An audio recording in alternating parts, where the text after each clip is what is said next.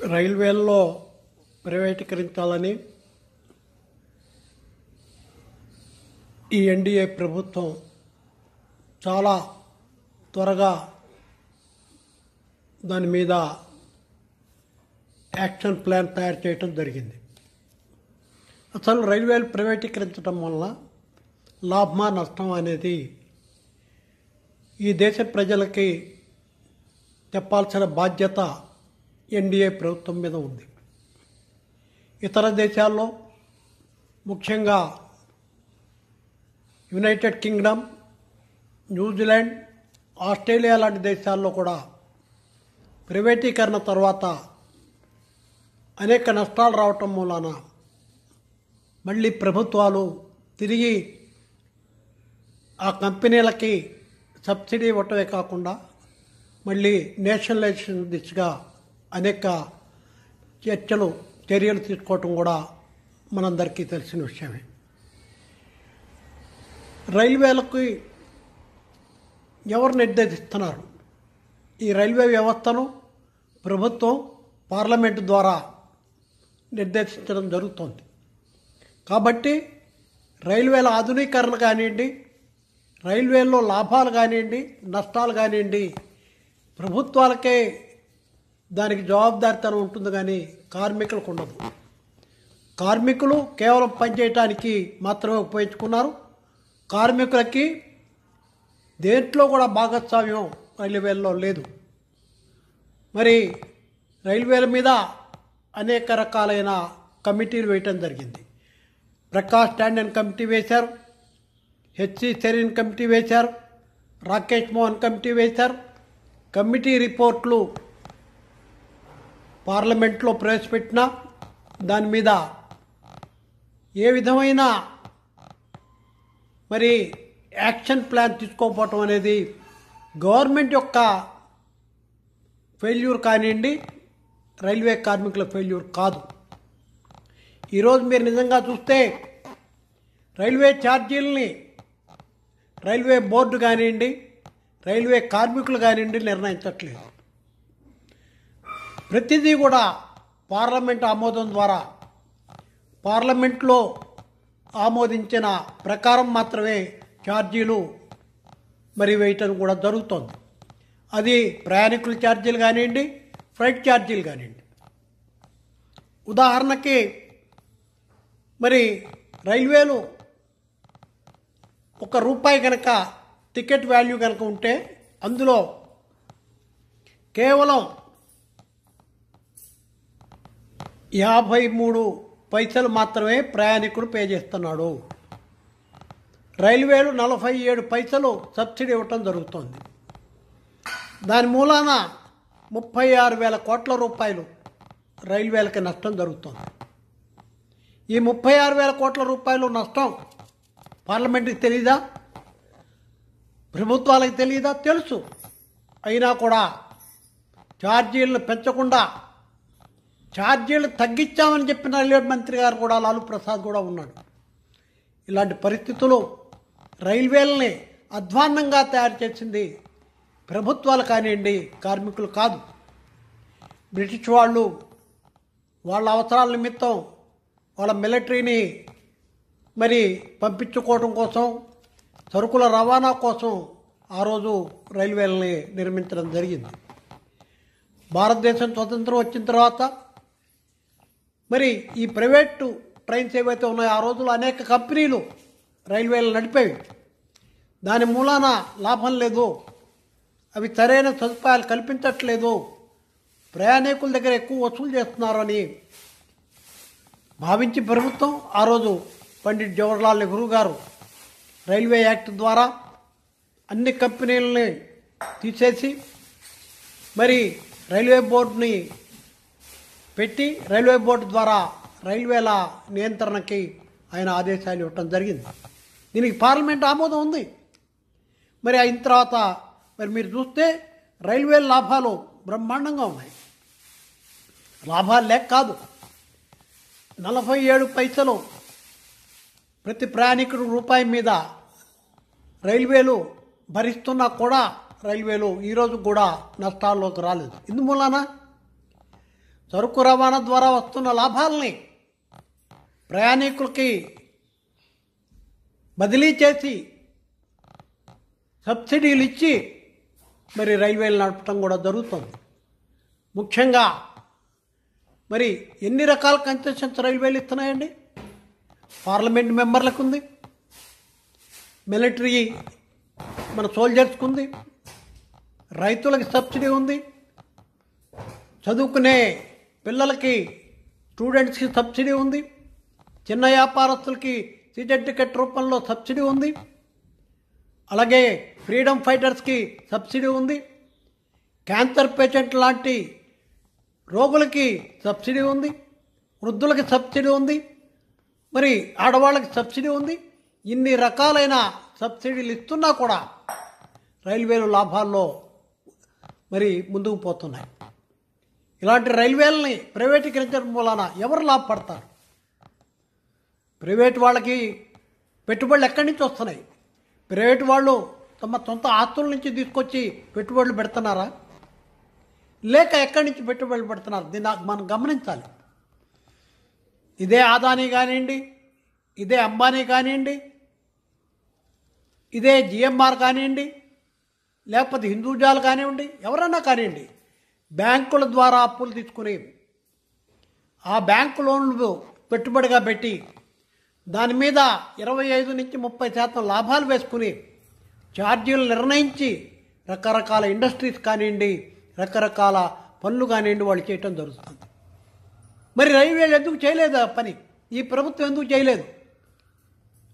ఆ పెట్టుబడులు బ్యాంకుల ద్వారా రైల్వేలే తీసుకొచ్చి దాన్ని మరి సామర్థ్యాన్ని పెంచి అధునితమైన కోచ్లు మరి వాళ్ళు తయారు చేయొచ్చు, రైల్వేల్లో వేగాన్ని పెంచవచ్చు, రైల్వేలని పటిష్టంగా తయారు చేయొచ్చు. అయితే చేయటానికి పూనుకోవు. నెపం కార్మికుల మీద వేస్తారు. కార్మికులు పనిచేయటం లేదు. కార్మికులు పనిచేయటం లేదు కాబట్టి మరి రైల్వేలను మేము ప్రైవేట్కి ఇస్తున్నాం.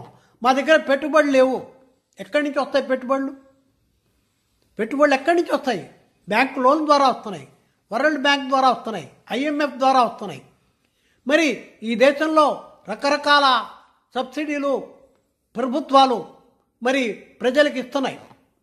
అనేక రాష్ట్ర ప్రభుత్వాలు సబ్సిడీలు ఇస్తున్నాయి. ఎక్కడి నుంచి వస్తున్నాయి? ప్రైవేట్ వాళ్ళు ఇస్తున్నారా డబ్బులు? మరి గవర్నమెంట్కి ఎక్కడి నుంచి వస్తుంది? ట్యాక్సుల రూపంలో వస్తుంది, బ్యాంకు లోన్ల ద్వారా వస్తుంది. మరి ఇవన్నీ కూడా వాళ్ళు ప్రభుత్వం తీసుకురాగలిగినప్పుడు వ్యవసాయదారులకు సబ్సిడీలు కానివ్వండి, మరి వ్యాపారస్తులకు సబ్సిడీలు కానివ్వండి, ఇవన్నీ కూడా వస్తున్నాయి. ఒక పక్క కరోనాలో దేశం జీడిపి పడిపోతే కొంతమంది వ్యక్తుల జీడిపి విపరీతంగా పెరిగిపోయింది. ఎలా పెరిగింది? పెరగడానికి కారణం ఏంటి? ఇవాళ రైల్వేలను ప్రైవేటీకరిస్తే 3 రెట్లు ఛార్జీలు పెరుగుతాయి. సదుపాయాలు పక్కన పెట్టండి. ప్రధానమంత్రి గారు మోడీ గారు ప్రధానమంత్రి అవ్వకముందు చెప్పారు రైల్వేలను ప్రైవేటీకరించడానికి మేము అంగీకరించమని చెప్పారు. కాంగ్రెస్ ప్రభుత్వం చాలా వాటిని ప్రైవేటీకరణ చేస్తుంటే ఆ రోజు బీజేపీ పార్టీ ఏం మాట్లాడిందో మీరు ఒకసారి గమనించండి. రైల్వేల ప్రైవేటీకరణ కానివ్వండి, ప్రభుత్వ రంగ సంస్థల ప్రైవేటీకరణ కానివ్వండి, వాళ్ళు వ్యతిరేకించారు. ఆస్తులు నమ్ముకుని ఎన్నాళ్ళు ప్రభుత్వం ఇవన్నీ చేస్తుంది? ఎన్నాళ్ళు ఆస్తులు ఉంటాయి? లాభాలు ఎవరికి పోతాయి? ప్రజలకు వస్తాయా?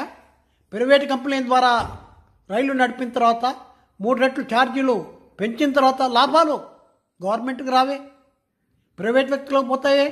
వాళ్ళ సంపద మరి బిల్ గేట్స్తో సంపద కంటే ఎక్కువగా తయారవుతుంది. ప్రపంచంలో నెంబర్ 1 అవుతారే, ప్రపంచంలో నెంబర్ 2 అవుతారే. ఇది కావాలా? పేద ప్రజలు ఈరోజు ప్రయాణం చేస్తున్న రైల్వేలు బ్రిటిష్లో ఏమైంది? ప్రైవేటీకరణ చేసిన తర్వాత లాభాల రూట్లలో మాత్రమే రైళ్లు నడిపారు, మిగతా రూట్లు వాళ్ళు వదిలేశారు. ఇదే కాకుండా చాలా అధ్వానమైన పరిస్థితులు రైల్వేలో వచ్చిన తర్వాత అప్పుడు బ్రిటిష్ ప్రభుత్వం కళ్ళు తెరిచి మళ్ళీ రీనేషనలైజేషన్ చేయటం కూడా జరిగింది. న్యూజిలాండ్లో అలాగే జరిగింది, ఆస్ట్రేలియాలో జరిగింది. మరి ఈ రోజుకి కూడా అనేక దేశాల్లో ప్రభుత్వాలు రైల్వేలకి వాళ్ళ యొక్క సబ్సిడీ ఇచ్చి రన్ చేయటం జరుగుతుంది. పేదవాళ్ళ ప్రయాణం ఒక రైల్వేలు మాత్రమే. రోడ్లు వేసాం, ప్రధానమంత్రి గారు చెబుతారు రోడ్ల మీద ప్రైవేట్ కార్లు తిరగట్లేదా? రైల్వేల మీద తిరుగు వేసుకోమనండి, రైల్వే లైన్ కొత్త రైల్వే లైన్లు వేసుకోమనండి, ప్రైవేట్ వాళ్ళని ప్రైవేట్ రైలు రన్ చేసుకోమనండి. ఈరోజు రైల్వే లైన్లో 120% రైళ్లు నడుస్తున్నాయి. 100% నడవాల్సిన రైళ్లు 120 రైళ్లు నడుస్తున్నాయి. ఇంకా రైల్వేలోకి వెయిటింగ్ లిస్ట్ విపరీతంగా ఉంది. ఇంకా ట్రైన్స్ వేయటానికి కొత్త లైన్లు వేయాలి. కొత్త లైన్లు వేయాలంటే ఎల్ఐసి ద్వారా, బ్యాంకుల ద్వారా, IMF ద్వారా, వరల్డ్ బ్యాంక్ ద్వారా డబ్బులు తీసుకొచ్చి కొత్త లైన్లు వేయచ్చు. వేయకుండా ఉన్న లైన్ల మీద ప్రైవేట్ రైళ్లు 109 రూట్స్, 150 రైళ్లు ఇంపార్టెంట్ లాభాలు వచ్చే రూట్లని ప్రైవేట్ వాళ్ళకి ఇస్తే, లాభాలు రాని రూట్లని మీరు ఈ ప్రభుత్వం ఎలా రన్ చేస్తుంది? ఫర్ ఎగ్జాంపుల్ గుంటూరు రేపల్లె, మరి చిన్న చిన్న రూట్లు ఉన్నాయి భారతదేశంలో, దగ్గర 1000 రూట్లు ఉన్నాయి. ఆ 1000 రూట్లలో 90% లాస్ అవుతాయి. ఎవరు నడుపుతారు ఆ రైళ్ళని? ప్రయాణికుల సౌకర్యం ఎలా వస్తుంది? పేదవాళ్ళు ఎలా ప్రయాణం చేస్తారు? ఈరోజు వ్యవసాయ కూలీలు ఒక ప్రాంతం నుంచి ఒక ప్రాంతానికి వెళ్తారు. వాళ్ళ అనార్గనైజ్ లేబరు మనం చూశారు. మీరు కరోనాలో కొన్ని కోట్ల మంది ప్రయాణాలు చేశారు, బయటకు వెళ్ళిపోయారు. కోట్ల మంది ఉద్యోగాలు లేక బయటకు వెళ్ళిపోయారు. ఎవరు పనిచేశారు? ఈ కరోనా మహమ్మారి వచ్చిన తర్వాత పనిచేసిన వాళ్ళు ఎవరు? రైల్వే వాళ్ళు పనిచేయలేదా? ప్రైవేట్ వాళ్ళు మూసుకుని పోయారు, లాభాలు లేవన్నారు. వేల కోట్ల రూపాయలు వాళ్ళకి సబ్సిడీలు తీసుకున్న వాళ్ళే లాభాలు లేవని పరిశ్రమలు మూసేసి, మరి అనార్గనైజ్డ్ లేబర్గా ఉన్న ఈ యొక్క కూలీలని బయటికి తరివేసి తిండి లేకుండా చేశారే. రైల్వేలు అలా చేయలేదే, రైల్వేలు మూతపడలేదే. రైల్వేలు ఈ దేశానికి కావాల్సిన సరుకులు 100% కరోనా ఉన్నా, లాక్డౌన్ ఉన్నా కూడా మేము పంపడం జరిగింది. ఇన్ని రకాల యుద్ధాలు వచ్చినాయి. పాకిస్తాన్ మీద యుద్ధం వచ్చింది, రైల్వే కార్మికులు మానేయలేదే. రైల్వే కార్మికులు చనిపోయారు.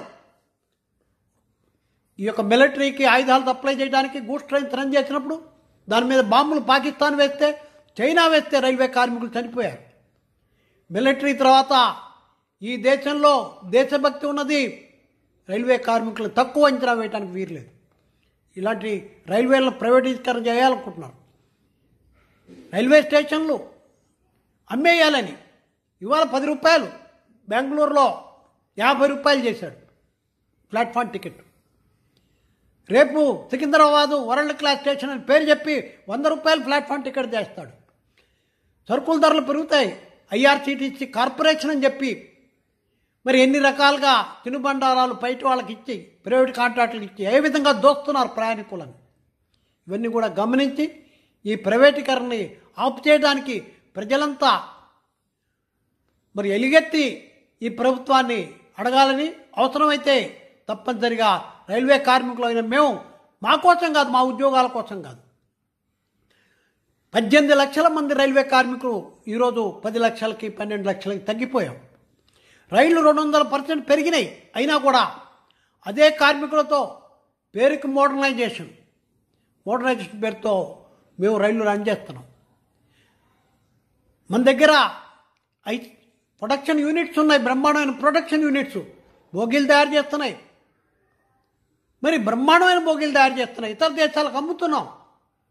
అయితే మనకి ఈ పనికిరావు, బయట నుంచి తెచ్చుకోవాలి, కమిషన్లు రావాలి. వేల కోట్ల రూపాయలు ఇతర దేశాల నుంచి ఇంజన్లు దిగుమతి చేసుకోవాలి. మన దగ్గర లేవా ఇంజన్లు తయారు చేసే ఫ్యాక్టరీలు? మన దగ్గర బోగీలు తయారు చేసే ఫ్యాక్టరీలు లేవా? మన దగ్గర ఏది తక్కువ ఉంది? ఈరోజు అమెరికా కానివ్వండి, ఆస్ట్రేలియా కానివ్వండి, ఏ దేశమైనా కూడా స్కిల్డ్ వర్కర్స్ ఎవరండి? ఇవాళ గల్ఫ్ కంట్రీలో స్కిల్డ్ వర్కర్స్ ఎవరండి? భారతీయులు కదా. భారతీయ కార్మికులు పని చేయడం చేత కాదంటే మాత్రం అది ప్రభుత్వం యొక్క అసమర్థత. అసమర్థ ప్రభుత్వం వాళ్ళ లోపభూయిష్టమైన వాళ్ళ చట్టాల మూలాన, లోపభూయిష్టమైన వాళ్ళ పరిపాలనా విధానం మూలాన రైల్వేలు ఈరోజు నష్టాలు రాకపోయినా కూడా ప్రైవేట్ పరం ఇవ్వాలని ప్రయత్నం చేస్తుంది. ఇది పేద ప్రజలకి, ముఖ్యంగా 98% పీపుల్కి ఇది లాసు. ఫర్ ఎగ్జాంపుల్ మీరు చూస్తే ఒక్క AC 3 టైర్లో మాత్రమే రైల్వేలో లాభం వస్తుంది, 12% లాభం వస్తుంది. AC ఫస్ట్ క్లాస్ బోగిలో 14% నష్టం. స్లీపర్ క్లాస్లో 40% నష్టం, థర్డ్ జనరల్ క్లాస్లో 49% నష్టం.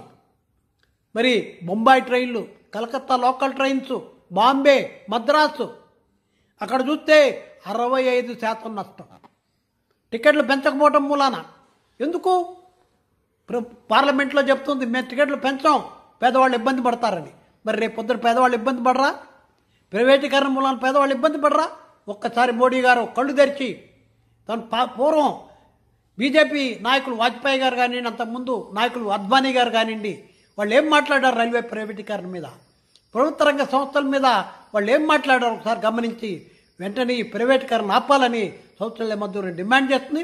ఒకవేళ ఈ యొక్క ప్రతిపాదనలు ముందుకు పోయి రైల్వేల ప్రైవేటీకరణకి, రైల్వే స్టేషన్లు అమ్మటానికి కనుక, రైల్వే భూములు అమ్మటానికి ప్రభుత్వం కనుక ముందుకు పోతే రైల్వేల సమ్మె తప్పదు. 74 సమ్మెలో ఏమైంది? ఇందిరాగాంధీ గారు నిరంకుశంగా రైల్వే సమ్మెని అణిచివేసినా కూడా ఆ తర్వాత వచ్చిన ఎలక్షన్లో ప్రజలు బుద్ధి చెప్పారు ఇందిరాగాంధీకి. రాబోయే పరిస్థితులు అలా తెచ్చుకోకండి.